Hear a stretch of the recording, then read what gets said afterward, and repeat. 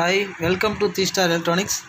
இன்றைக்கி நம்ம பார்க்க போகிறது என்னென்னா, ஒரு சிம்பிளான ஒரு ட்ரிக்கு தான். இது வந்து ரிமோட்டு வந்து ஒர்க் ஆகுதா இல்லையான்றது நம்ம செல்ஃபோன் மூலயமா நம்ம தெரிஞ்சுக்கலாம்.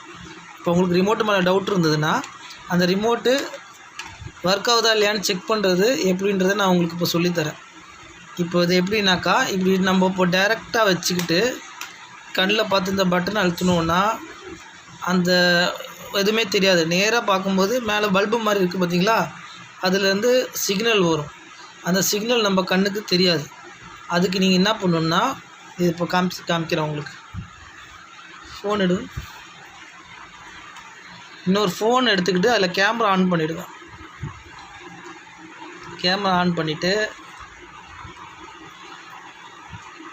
இப்போ வந்து அந்த கேமராவில் இந்த செல்ஃபோனை வச்சுக்கிட்டு இந்த பட்டன் அழுத்திங்கன்னா ஒரு வெளிச்சம் வருது பார்த்தீங்களா, அந்த பல்பில் வந்து வெளிச்சம் வரும்.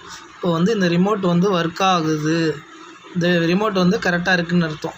எல்லா பட்டனையும் அழுத்திங்கன்னா எல்லாத்துலேயுமே அந்த சிக்னல் வரும். அது நீங்கள் டைரெக்டாக பார்த்தீங்கன்னா அந்த சிக்னல் வந்து உங்களுக்கு தெரியாது. இந்த மாதிரி ஒரு மொபைலை எடுத்துக்கிட்டு அதில் கேமரா ஆன் பண்ணிக்கிட்டு ப்ரெஸ் பண்ணும்போது தான் அந்த சிக்னல் வர்றது தெரியும். இப்போ வந்து இந்த ரிமோட் நல்லா இருக்குது.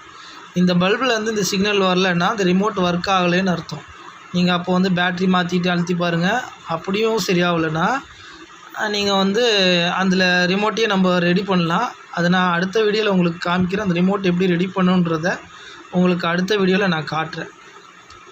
ஓகே, இவ்வளோ நேரம் இந்த வீடியோ பார்த்ததுக்கு ரொம்ப தேங்க்ஸு. அடுத்த வீடியோ உங்கள் கூடிய சீக்கிரம் நான் உங்களை பார்க்குறேன். இந்த சேனல் பிடிச்சிருந்தா சப்ஸ்கிரைப் பண்ணுங்கள், லைக் பண்ணுங்கள், ஷேர் பண்ணுங்கள். தேங்க்யூ.